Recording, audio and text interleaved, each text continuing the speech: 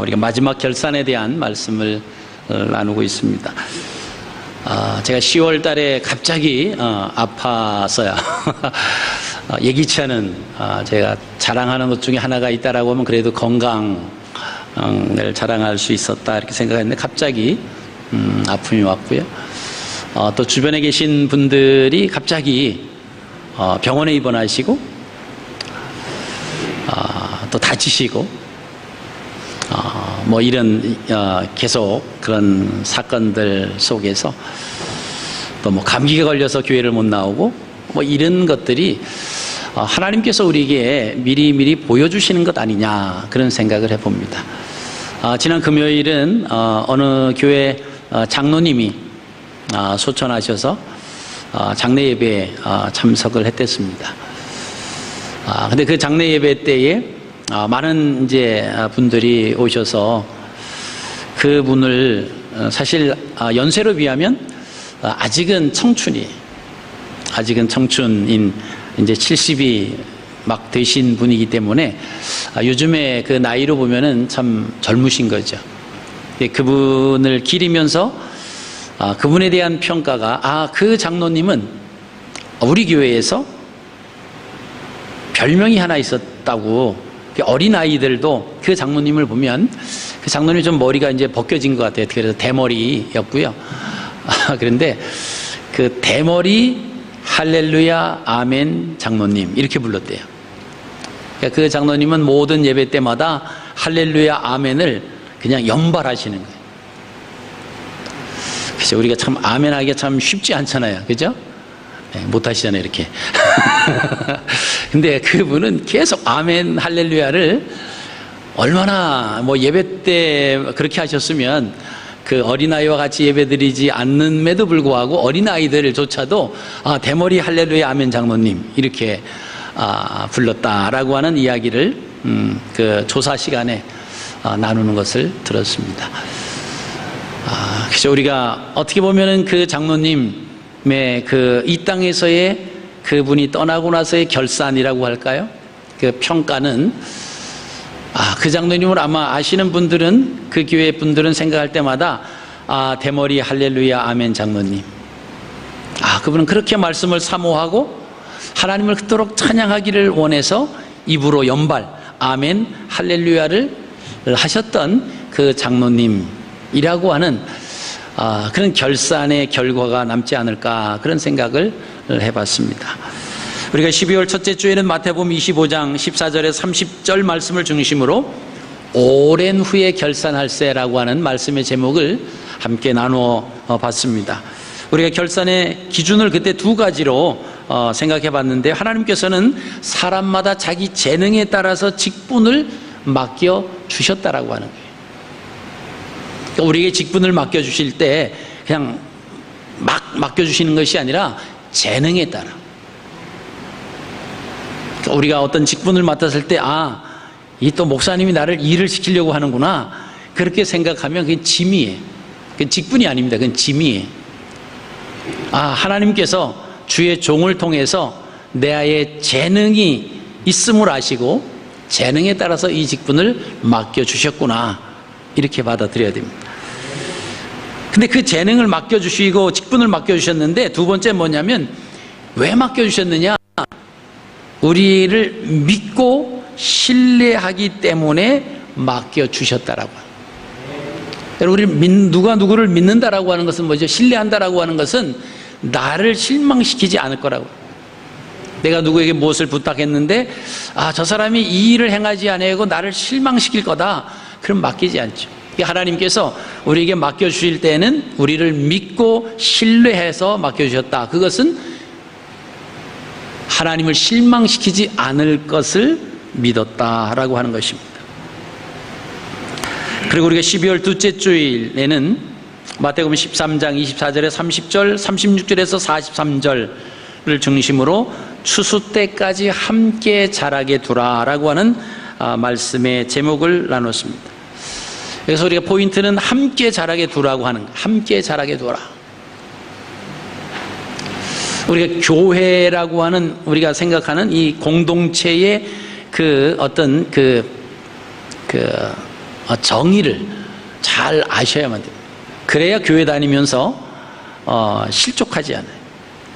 이 공동체의 정의를 잘 모르면 우리가 실족해서 넘어집니다.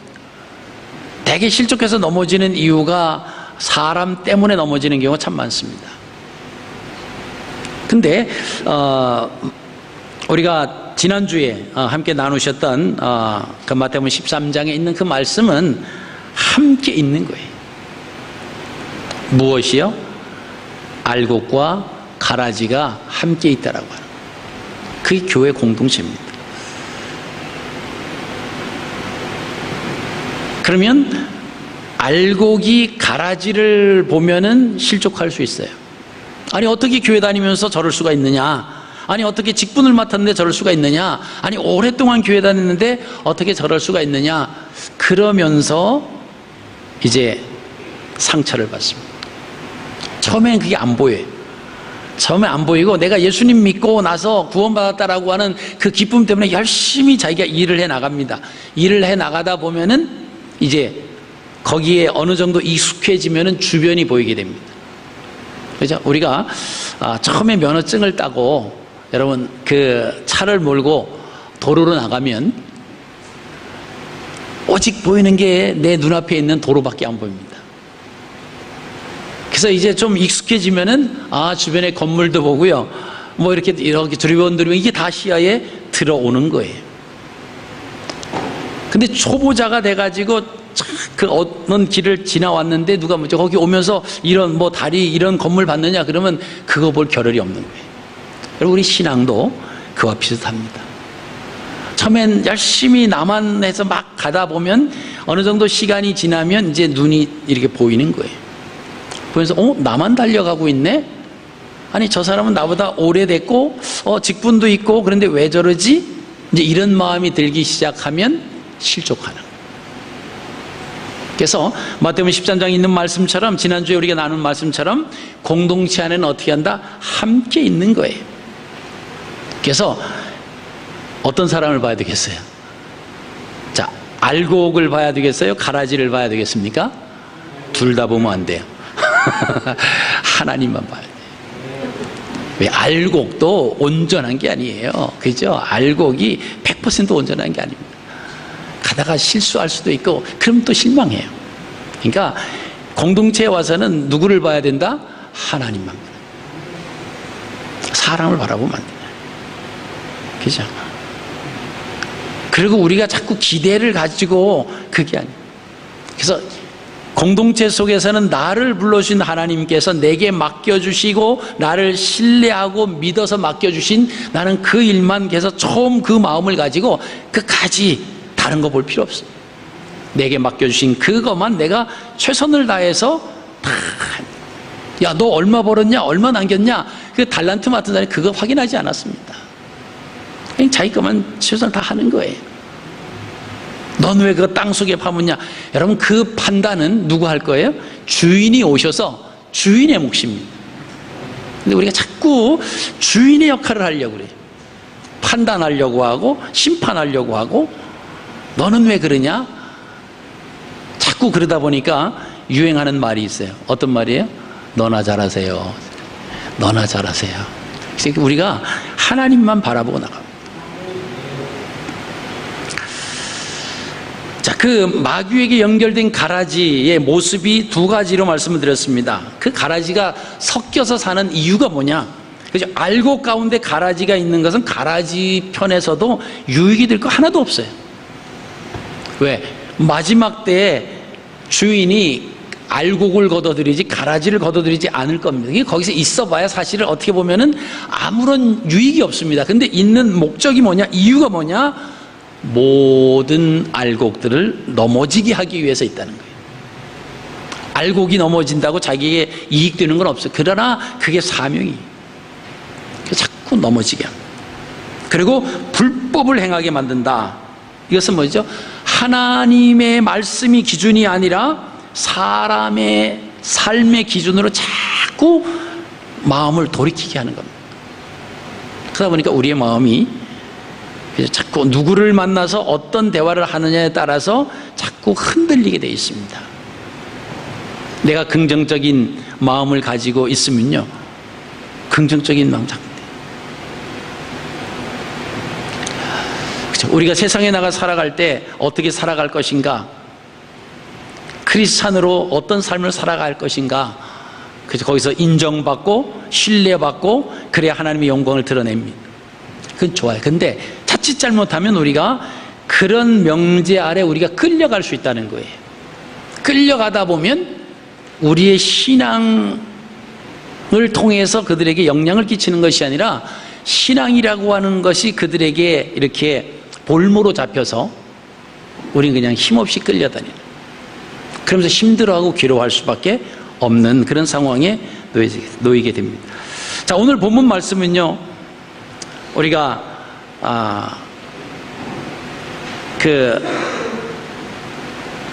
하나님 말씀을 통해서 또 천국의 그물에 대한 그런 비유의 말씀입니다. 그물의 비유의 핵심은 뭐냐? 사실 달란트 비유와 같습니다. 핵심은 같아요. 그리고 밭에 가라지 비유와도 같습니다.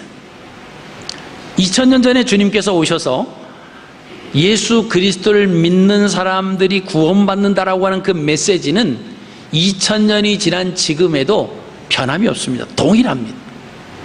우리가 예수 그리스도를 통해서 구원받은 거예요. 우리가 잘나서 우리가 자격과 능력과 조건이 돼서 우리가 하나님의 자녀가 된 것은 아니다라고 하는 것입니다. 그러니까 우리가 자칫 잘못하면 착각을 일으킬 경우가 많다라고 하는 겁니다. 나 정도면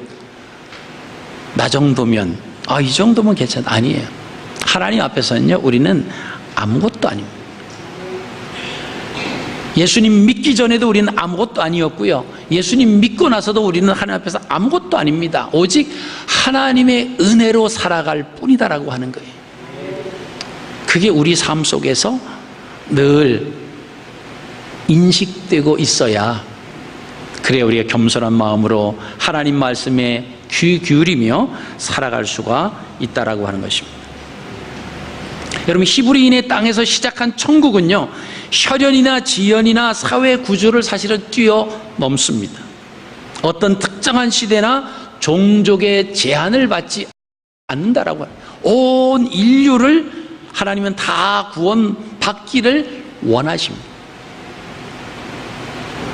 근데 그 온 인류 퍼져 있는 종족들이 다 하나님의 메시지를 받느냐 또 받지 못하는 그런 제한된 부분도 사실 또한 있습니다.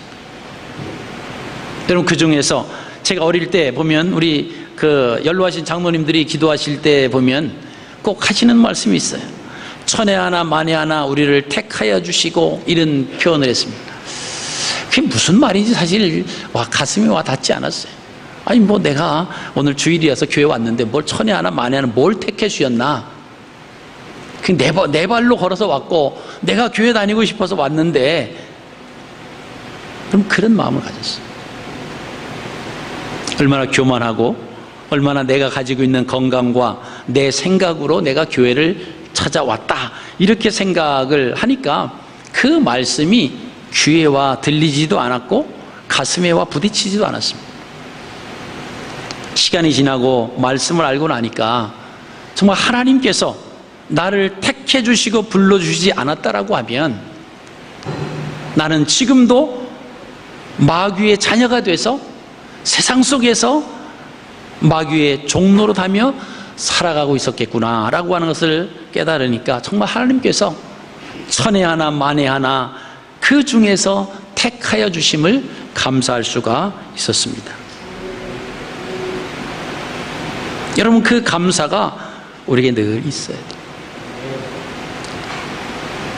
집에 있든지 직장 생활을 하든지 무슨 일을 행하든지, 그래야 이게 하나님하고 코드가 딱 맞는 거예요. 그래서 하나님께서 우리를 보시면서 미소 지으시는 거죠. 그래, 내가 믿고 재능에 따라서 했더니 나의 그 바람을 거역하지 않고 참 충성되게 하는구나. 우리 청년부 예배 시간에 나눴습니다마는 하나님은요, 우리에게 참 신사적이세요. 강압으로 하지 않으십니다. 그것은 신학적인 용어로 말하면 우리에게 그저 자유의지를 주셨다는 거예요.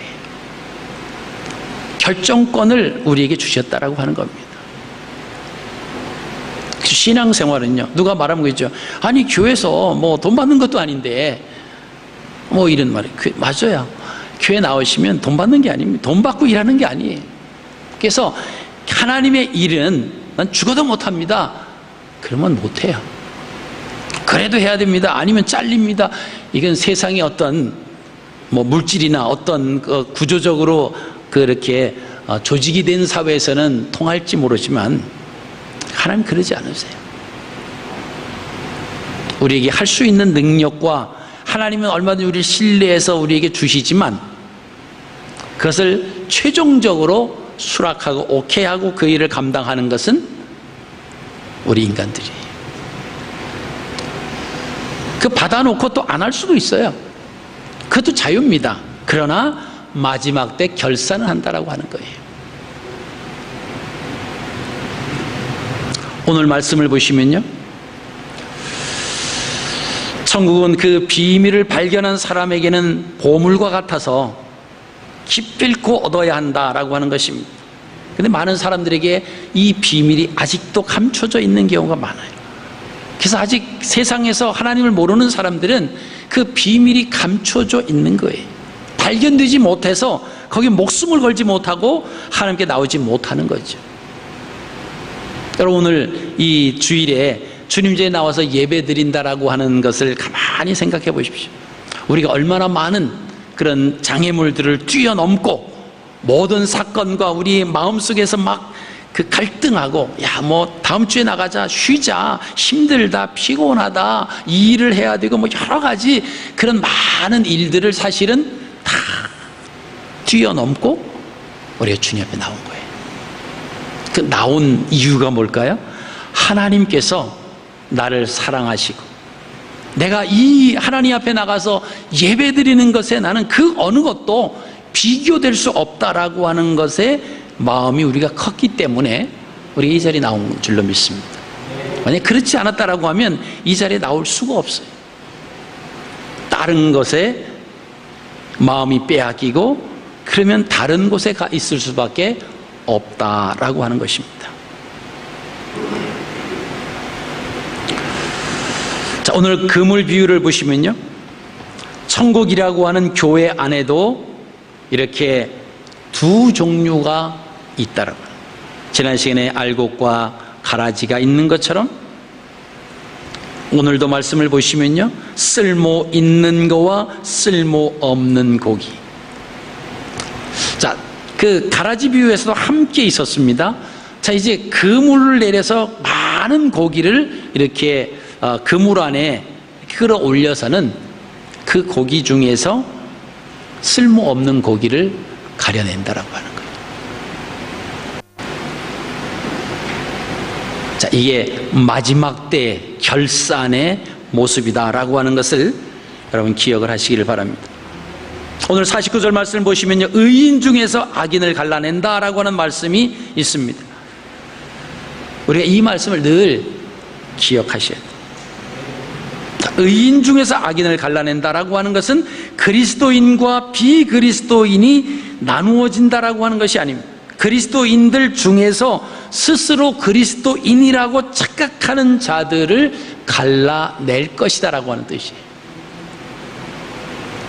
아, 우리는 교회 나오니까 예배를 드리니까 나는 크리스찬이고 세상 사람과 분리하실 거다. 아니에요. 내가 크리스찬이라고 생각하면서 하나님 앞에 나는 이렇게 뽑힘을 받아서 버리지 아니하고 의인 속에 있을 것이다라고 막연하게 생각하고 있는 그 가운데서 일어난다라고 하는 거예요. 그물 안에서 일어난다라고 하는 거예요. 나는 하나님을 믿지 말 가지고 안 된다라고. 하나님을 믿는다라고 하는 거와 그냥 예배에 참석하는 것 가지고 우리가 착각할 수 있다라고 하는 거예요. 여러분, 구약 시대에 예배를 드릴 때에는 사실 목숨을 건 예배였습니다. 목숨을 건 제사였죠. 짐승을 잡습니다. 짐승을 잡으러 갈 때에도 제사장들에게 아주 철저하게 검열을 받아야 됩니다. 하나님 앞에 드려질 수 있는 제물인지 아닌지, 흠이 있는지 없는지 철저하게 검증을 받아야 돼요. 그리고 그 제물에게 머리에 손을 얹습니다. 그리고 자기의 지은 죄를 전가를 시키는 거예요. 그리고 제물을 제단 위에 올려놓고는 그 제물을 다 태워서 하나님 앞에 올려드리면서 그 번제단의 그 네 모퉁이에는 뿔이 있어요. 그 중에 한 뿔을 잡고 간절하게 하나님 앞에 기도하는 거예요. 하나님, 제가 죄를 지어서 제가 이 짐승처럼 죽어야 되는데 저 대신 이 짐승이 죽어서 하나님 앞에 이렇게 제물로 드리오니 이 짐승을 받으시고 제 죄를 용서해 주십시오. 아직 용서받은 게 아닙니다. 여러분, 그러니까 그 제사 시간 동안에 딴 생각을 한다든가 딴 짓을 한다든가 존다든가 이것은 있을 수가 없습니다. 그럼 제물이 다 타잖아요. 그리고 나면은 제사장이, 그 해당 지파 제사장이 양의 뿔, 양각이라고, 양각 나팔을 두 붑니다. 그리고 내 죄사함을 받았느니라, 내가 죄사함을 받았느니라 라고 하는 이 말씀의 선포가 떨어져야만 그 죄가 용서받는 거예요. 그럼 야, 이제는 됐다. 그리고 성전을 나갈 때 기뻐 뛰며 나가는 거예요. 우리가 성경을 보면 성전을 나갈 때 사람들이 기뻐 뛰며 나간다라고 하는 그 표현들이 성경에 있습니다. 우리도 예배 마치면 기뻐 뛰며 나갔잖아요. 기쁜 마음으로. 왜? 와, 예배 끝났다. 그죠? 그 차원이 아니었어요. 예배 끝났다라고 하는 것이 아니라 내 죄를 하나님께서 사해 주셨다. 내가 지은 그 죄를 이제는 내가 짐승을 통해서 하나님께서 드려지는 그 제물을 받으시고 나의 죄를 사해 주셨구나. 그리고 이제 새로운 마음을 가지고 이제 새롭게 이제 출발하는 그 기쁨. 야, 예배가 마쳤으니까 이제 밥 먹으러 가자. 그것이 아니에요. 친구 만나러 가자. 그 기쁨이 아니었다라고 하는 것입니다. 여러분, 의인 중에서 악인을 갈라낸다라고 하는 것입니다. 오늘 말씀을 보시면요, 좋은 것이라고 하는 말씀이 48절에 나와요. 그 좋은 것이라고 하는 것은 의인입니다. 또 48절 보면요, 못된 것이 나와요. 그것은 악인입니다. 자, 좋은 것은요, 그 원어로 보면 형용사 칼로스라고 하는 단어를 씁니다. 이 칼로스라고 하는 것은 선한, 아름다운, 고상한 이런 뜻이에요. 그러니까 하나님 보시기에 좋은 사람들이다라고 하는 겁니다. 자, 못된 것은요, 사프로스라고 하는 단어가 있습니다. 형용사는 사프로스. 이것은 썩은, 부패한, 쓸모없는, 무가치한 그런 형용사입니다. 그러니까 하나님 보시기에 악한 사람들이다라고 하는 것입니다. 자, 그러면 이 좋은 것에 해당하는 의인은 어떤 사람이었는가라고 하는 것입니다. 자, 48절 말씀에 좋은 것에 해당하는 의인은요, 따라 하시겠습니다. 하나님을 믿는 사람들이다. 아멘. 자, 하나님을 믿는 사람들이 어떤 사람이에요? 이 칼로스예요. 좋은 사람이에요. 자, 우리가 하나님을 믿는 사람 하면은 우리가 믿음의 조상이 생각이 납니다. 믿음의 조상이 누굽니까? 아브라함이잖아요. 자, 아브라함을 보면요, 아브라함이 하나님을 믿었기 때문에 의인으로 인정해 주셨다, 옳다라고 인정해 주셨다라고 하는 말씀이 창세기 15장 6절에 있습니다. 아브라함이 여호와를 믿으니 여호와께서 이를 그의 의로 여기시고 라고 하는 말씀이 있습니다. 자, 아브라함이 하나님께 이렇게 말합니다. 창세기 15장 3절에 아브라함이 또 이르되 주께서 내게 씨를 주지 아니하셨으니 내 집에서 길린 내 자가 내 상속자가 될 것이니이다. 자기가 기르고 있던 그 신실한 종을 통해서 나의 상속자로 그 당시에 그 문화가 자녀가 없으면 이렇게 충실한 그 종을 상속자로 삼는 그런 문화가 있었습니다.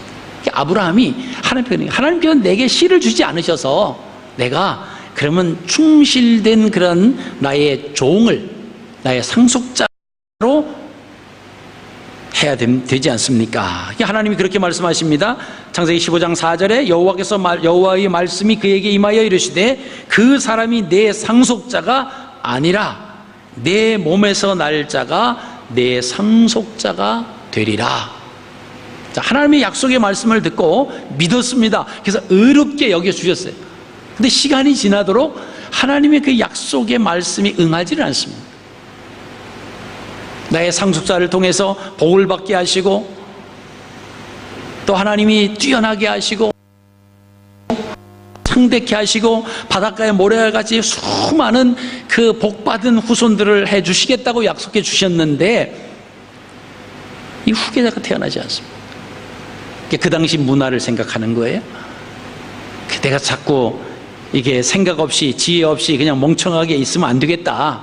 빨리 하나님의 그 뜻이 이루어지기 위해서 빨리 상속자를 빨리 해야 되겠다. 그리고 생각해 난 것이 문화 속에서 나온 그 상속자를 생각을 했습니다. 그 상속자가 누굽니까? 자기의 종 중에서 신실한 종이었어요. 그리고 하나님 이자입니까? 그랬더니 아니라 내 몸에서 날 자가 상속자다. 그렇게 말을 하십니다. 자, 그리고 또 시간이 지나죠. 근데도 또 아무런 역사가 일어나지 않아요. 그러니까 이 아브라함과 사라가 마음이 초조해지지 않습니까? 이 사라가 이번에는 또 하나의 기발한 생각을 하죠. 사라가 데리고 있던 그 몸종을 통해서 자녀를 낳으면 뭐 자기가 데리고 있는 몸종이니까 그 당시 그것도 또 문화 중에 하나였습니다.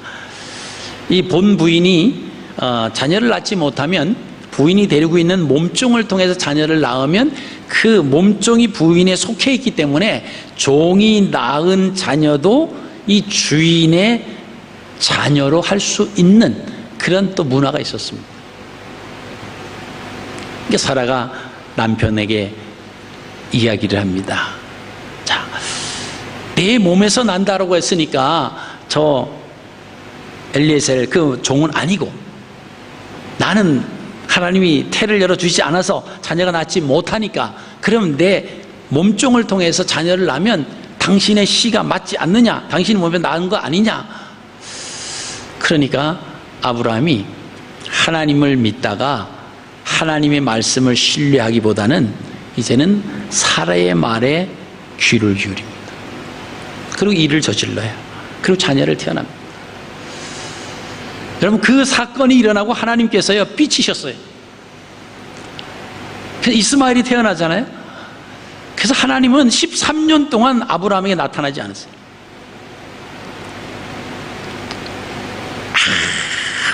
내버려 두시니까.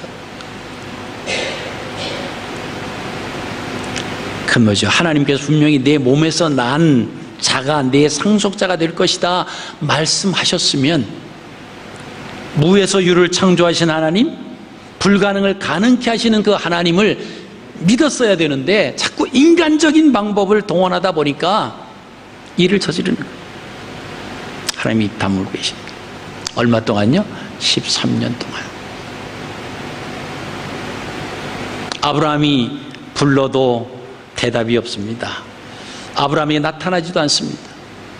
여러분, 저는 그 말씀을 보면서 과연 오늘날 우리가 하나님 앞에 기도하는데 전혀 하나님의 응답도 없는 것 같고 하나님이 계신 것 같지도 않다라고 느껴질 때 한번 적용해 보십시오. 내가 아브라함 아니었나? 하나님을 신뢰하지 않고 내 마음대로 살다가 하나님께서 삐치셔가지고 그냥 방치해두고 계신 내 모습이 아닌가. 여러분, 성경에 자세한 내용은 나오지 않는데요, 13년 지나고 났을 때 이 아브라함이 하나님 앞에 회개하는 거예요. 회개하는 거예요. 그럴 때 하나님이 다시 나타나 주신 줄로 믿습니다. 우리가 잘못할 수 있어요. 잘못할 수 있는데 하나님이 나에게 아무 말도 안 하신다고 나도 삐쳐가지고 있으면 안 돼. 어떻게 돼요? 하나님 잘못했습니다, 이 한마디면 돼요. 그래서 자녀들이 부모에게 잘못했을 때 때로는 부모들이 다 입 다물고 있을 때가 있어요. 외면할 때가 있죠. 그때 엄마 내가 잘못했어, 아빠 내가 잘못했어, 그러면 다음부터 그러지 마. 그리고 회복이 돼요. 하나님도 마찬가지입니다. 하나님 제가 잘못했습니다, 하나님 제 생각만 했고요, 아내 말 들어서 참 그게 또 그럴듯해가지고 내가 그랬는데 잘못했습니다. 하나님이 나타나시는 거예요. 그래서 아브라함에게 자녀를 주셨습니다. 여러분, 그래서 두 번째로 이 좋은 것에 해당하는 의인은 뭐냐? 하나님 말씀을 따라가는 사람이에요. 따라하실까요? 하나님 말씀을 따라가는 사람이다. 네, 따라가면 돼요. 이거 불가능할 것 같은데 그거 생각할 필요 없습니다. 왜? 하나님의 말씀이면 그 따라가면 돼요. 너 왜 거기 있냐? 하나님 말씀이 여기 머물러 있으라고 하니까 난 있습니다. 끝난 거예요. 다른 이유가 없습니다. 너 왜 이렇게 자꾸 움직이냐? 하나님 말씀이 자꾸 지금 앞으로 향해서 가라고 하니까 나는 갑니다. 뭐 상황이 안 좋은데 그거 핑계할 이유, 다 핑계 없어요. 우리 마음대로 환경에 따라서 그 말씀을 이루기 위해서 종을 통해서 상속자의 그것을 만들어 보려고 하고, 또 여종을 통해서 상속자를 만들어 보려고 한다라고 하면요, 침묵하시는 거예요.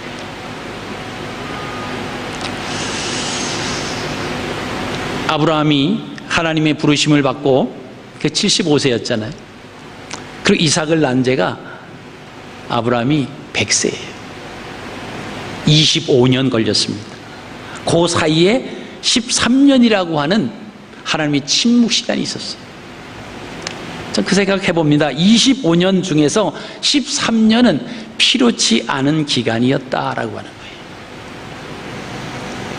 그냥 하나님 신뢰했으면 엘리에셀 말을 했다가 아니다, 내 몸에서 난 자라야 내 상속자다, 그럼 아멘, 하나님 기다리겠습니다, 하나님, 그랬으면 제가 볼 때 그 13년의 불필요한 시간은 필요하지 않지 않았을까, 그런 생각을 해봅니다. 마치 이스라엘 백성들이 가데스 바네아에서 이르러서 가나안 땅을 정탐하고 와서 그 땅을 악평하고 원망하고 불평하고, 그래서 38년 동안, 그때부터 38년 동안 광야에서 방황한 그 시간처럼, 사실 그 38년이 이스라엘 백성들에게 광야에서는 필요 없었습니다. 가데스 바네아에까지 이르렀을 때가 2년이 됐어요. 애굽을 나온 지 2년이 됐습니다. 그럼 들어가면 돼요. 여러분, 우리가 2018년도를 이제 결산하는 12월 달이 맞았습니다. 우리가 한 해를 뒤돌아보시면서 내 인생에 필요 없는, 하나님 없는 그런 시간들을 늘려갈 것인가, 아니면 필요 없는 그 시간들을 없애버릴 것인가를 한번 생각해 보시기를 바랍니다.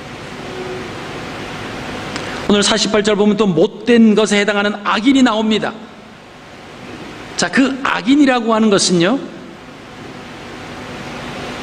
무슨 의미냐면 장소적 개념을 믿음으로 착각하는 자들과 같다라고 하는 거예요. 내가 오늘 여기 있으니까 나는 믿음의 사람이야. 저 믿는 사람들 무리 속에 있으니까 나는 믿음의 사람이야. 그렇게 막연하게 생각하는 사람들이 악인이 될 수 있다라고 하는 거예요. 두 번째는요, 하나님 중심적인 삶이 아니라 사람 중심적인 삶을 살아가는 사람들이 거기에 해당될 수 있다라고 하는 거예요. 사람을 의식하죠. 내가 이러면 저 사람이 나를 어떻게 볼까? 여러분, 그 이전에 하나님 앞에 내가 서 있습니다라고 하는 것이 해결이 되면 사람과의 문제는 아무것도 아닙니다. 내가 하나님 앞에 올바르게 정직하게 진실되게 서 있다라고 하면 사람들한테는 오죽하겠습니까? 그러니까 사람을 자꾸 의식, 왜? 사람은 눈에 보이고 하나님은 눈에 보이지 않기 때문에 그렇지. 그러나 하나님은 우리를 향해서 말씀하시죠. 나는 너의 모든 것을 다 보고, 나는 너의 말하는 모든 것을 듣고, 너의 되어지는 모든 상황을 나는 알고 있다. 단지 우리 눈에 보이지 않는 거예요. 여러분, 드라마나 이렇게 연속곡 같은데 이렇게 보시면 그 신문 받는 그 모습들이 이렇게 잠깐 나오잖아요. 여러분들이 당사자는 안 되셨을 테니까 모를 테고, 당사자 되기 위해서는 밖에서 그 신문한 걸 봐야 되는데, 그러면 경찰이 되거나 형사가 돼야 되는데 그럴 수 없는데, 보면 뭐죠? 앞에 신문하러 가는 사람이 있고 그 죄인이 있죠. 그 두 사람이 앉아서 책상을 하나 놓고 주거니 받거니 다 얘기합니다. 문은 탁 벽으로 됐고 창문도 없고 다 이렇게 탁 갇혀져 있는 것 같죠. 근데 뭐죠? 밖에서는 다 보이는 거예요. 그리고 그 안에서 하는 이야기가 다 들리게끔 돼 있습니다. 근데 안에 있는 사람은요, 그 둘 사람만 있는 것처럼 착각하는 거예요. 여러분, 우리가 하나님께서 우리의 눈에 보이지 않는다고 하나님이 못 보고 계신 것이 아니더라고요. 하나님 다 보고 계세요. 내 말을 지키기 위해서 참 세상 속에서 저런 어려운 가운데 처해져 있지만 그래도 그걸 지키려고 하는 그 모습을 사람들은 몰라도 하나님은 보고 계신다는 거예요. 그럼 됐잖아요. 억울함을 당했을 때 하나님 때문에 제가 이 억울함을 당하는 가서 변명하고 싶고 따지고 싶고 싸우고 싶지만 하나님 앞에서 아름다운 모습이 아니기 때문에 저 참고 있겠습니다. 하나님 아시죠? 여러분, 그런 하나님과의 관계가 된다라고 하면 우리 마음은 하나님의 음성이 마음속에 들리겠죠. 그래, 내가 너를 안다. 내가 다 보고 있어. 내가 다 듣고 있어. 걱정하지 마. 그럼 우리에게 얼마나 큰 위로가 되겠어요. 그게 우리가 하나님과의 대화고 하나님과의 관계고 그렇죠. 못된 것에 해당하는 악인은요, 말씀의 인도함을 받기보다는 자신의 경험과 지식과 생각대로 살아가는 사람들이다라고 하는 거예요. 여러분, 오늘날 사사시대 같은 시대에 우리가 살고 있는 것을 더 많이 느끼지 않습니까? 사사시대는요, 한마디로 말하면 그 표현이 그겁니다. 저들에게 왕이 없으므로 자기 소견에 오른 대로 행하였더라. 그래서 쉽게 말하면 자기 마음대로 살아갔던 사람들이, 하나님을 섬기는데도 내 마음대로, 너 하나님 안 섬기지? 그러면 큰일 나요. 이스라엘 백성들한테 돌 맞아 죽어요. 근데 섬기는데 하나님께서 시내산에서 모세를 통해서 분명히 하나님을 섬기는 방법과 어떤 법을 통해서 어떤 상황에서 어떻게 섬기라고 하는 것을 분명히 매뉴얼을 주셨습니다. 귀찮다는 거예요. 언제 실로까지가, 우리가 지금 실로 가까이 있는 사람들이나 가지, 우리 멀리 있는데, 그래서 작은 산 푸른 나무 아래다가 산당 그 우상들을 섬기던 그 자리 보니까 그럴듯하게 만들어 놨거든요. 거기다가 가서 하나님의 이름을 부르면서 하나님을 섬기는데 누구 마음대로? 내 마음대로 섬기는 거예요. 여러분, 그 시대는 제사장을 통하지 아니하면 하나님 앞에 제사를 드릴 수가 없었잖아요. 근데 가만히 보니까 제사장 하는 거 별거 아니라는 거예요. 나도 할 수 있겠어. 그러니까 그냥 하는 거예요. 그래서 사사시대를 가리켜서 자기 소견에 오른 대로 행하였다. 여러분, 오늘날 우리가 살아가는 세상에 얼마나 지식이 많이 홍수처럼 범람합니까? 그러니까 다 똑똑해요. 다 똑똑해요. 근데 하나님 말씀을 이해하는 것도 아주 똑똑해요. 잘 이해합니다. 근데 기준이 없어요. 있죠. 있기는. 기준이 자기 자신이에요. 그러니까 하나님의 말씀은, 그 말씀에 대한 해석은, 적용은 달라도 해석은 같아야 되잖아요. 원의도는 변하면 안 됩니다. 근데 원래 의미를 내 마음대로 다 해석을 해버리는 거예요. 말씀은 읽는데 그 읽는 의미를 내 마음대로 다 그냥 해석을 해버리니까 똑똑하긴 한데 하나님 말씀과 상관없는 삶을 살아가는 세상이 됐다라고 하는 거예요. 사람을 보고 환경을 보고 이러다 보니까, 그러니까 뭐 하나님 말씀 통해서 안 맞는 게 한두 가지 아니에요. 그럼 자기가 그냥 해석하는 거야. 뭐 이런 거야, 이런 거야, 이런 거야. 여러분, 우리가 살아가는 세상이 이러한 세상 속에 우리의 믿음을 가지고 살아가야 한다라고 하는 겁니다. 결코 쉽지 않아요. 근데 하나님의 말씀에 대한 근원은 변하면 안 돼. 시간이 지난다고 죄가 아닌 것으로 변한다? 이것은 문제가 되는 거죠. 그럼 오늘날 살아가는 하나님 말씀을 우리가 선한다고 하는 이것이 또 시간이 지나면 나중에 악으로, 죄로 변할 수도 있겠네. 여러분, 하나님은 그런 혼동을 우리에게 주시기를 원하지 않으십니다. 하나님은 질서의 하나님이라고 하잖아요. 질서는 변함이 없어요. 질서가 딱 잡혀 있는 겁니다. 오늘날 우리가 유튜브를 통해서 여기저기 방송을 통해서 여러 가지 많은 정보를 우리가 얻는 정보의 홍수이지. 근데 그 인터넷에 떠도는 그 정보들 중에서 사실 정보도 있지만은 엉터리 정보도 엄청나게 많다라고 하는 거예요. 그러니까 우리가 그런 것을 잘못 접하면, 잘못된 정보가 입력이 되면 우리 안에 들어와서 우리가 사고나 우리의 행동이 잘못된 것으로 나갈 수밖에 없다라고 하는 거예요. 지금은 우리에게 하나님이 말씀을 주셨어요. 그래서 어느 누구든지 원하기만 하면 말씀을 읽고 말씀을 공부할 수 있습니다. 그것 안 해요. 누가 해석하고 누가 풀어놓고 그거 하나 듣고 야 그게 맞다, 그게 다가 아니거든. 내가 스스로 연구하고 공부하고 내 신앙이 정립되지 아니하면 이 사람 말 들으면 이 사람 말이 옳은 것 같아요. 막 쫓아가다가 이 사람 말 들으니까 정반대적인 내인데 이것도 맞는 것 같아. 그러면 헷갈리는 거예요.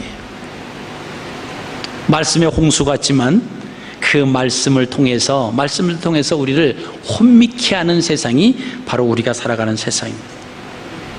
여러분, 결산의 때가 반드시 있다라고 하는 것을 기억하십시오. 그물이 가득함에 물가로 끌어내고 앉아서 좋은 것은 그릇에 담고 못된 것은 내어 버리느니라 말씀하십니다. 49절에 세상 끝에도 이러하리라. 천사들이 와서 의인 중에서 악인을 갈라낼 것이라고 말씀하십니다. 그리고 풀무에 던져서 거기서 울며 이를 갈매 있으리라고 말씀을 하십니다. 하나님 보시기에 우리의 모습은 어떤 모습일까요? 좋은 모습일까요? 악한 모습일까요? 우리가 2018년도를 이제 며칠 앞에 두고 마감하고 결산하고 정산해야 하는 이 시점에서 우리가 한번 이 한 해를 찍고 종지부를 찍고 좀 새롭게 하나님 말씀 가운데서 다가오는 2019년도를 우리가 맞이해야 되지 않겠습니까? 이런 결산 없어도 2019년도는 와요. 시간은 옵니다. 그 변함이 없는 거예요. 똑같은 거예요. 하나님 앞에 내가 올바로 서려고 얼마나 내가 몸부림치고 있느냐.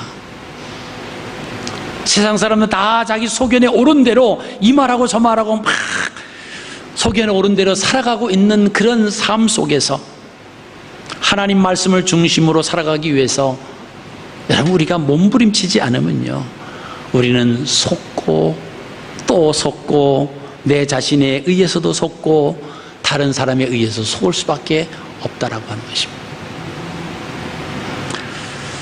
의인 중에서 악인을 갈라낸다라고 하는 마지막 때가 있다라고 하는 겁니다. 여러분, 이 한 해를 우리가 결산하시면서 나의 못된 모습이 내 안에 있었다라고 하면 골라내시기를 바랍니다. 알곡과 가라지가 내 안에 함께 있었다라고 하면 가라지를 여러분 따르지 마십시오. 제거하십시오. 그리고 말씀을 부여잡고, 여러분 그 말씀을 부여잡고 가라지와 못된 것들이 함께하지 않기 위해서 내 마음을 지킨다라고 하는 것은 결코 쉬운 것이 아니에요. 성경은 그렇게 말합니다. 무릇 지킬 만한 가운데 너의 마음을 지키라. 생명이 근원이 이에서 날미니라. 우리의 마음을 지킨다라고 하는 것이 쉽지 않습니다. 우리의 생각으로 우리의 마음을 지킬 수가 없어요.